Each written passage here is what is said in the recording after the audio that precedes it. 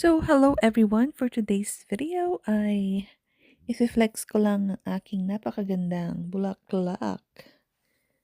It's purplish pink pero mas prominent ang kanyang purple at may line siya compared sa isa kong purplish pink din.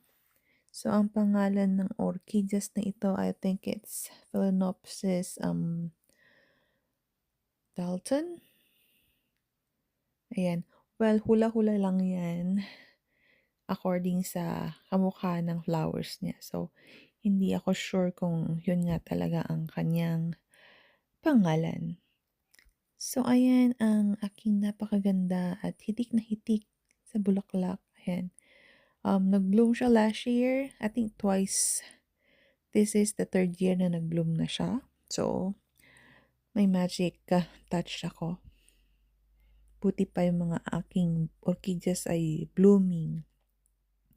Samantalang ako ay isang dakilang Hagardo versosa. Ayan. Yan ang isa sa mga natitira kong Phalaenopsis kasi yung iba ay akin ng let go. Kasi hindi ko na siya kayang alagaan kasi may baby boy na akong dapat alagaan. Ayan. Thank you for watching and have a wonderful day. Bye!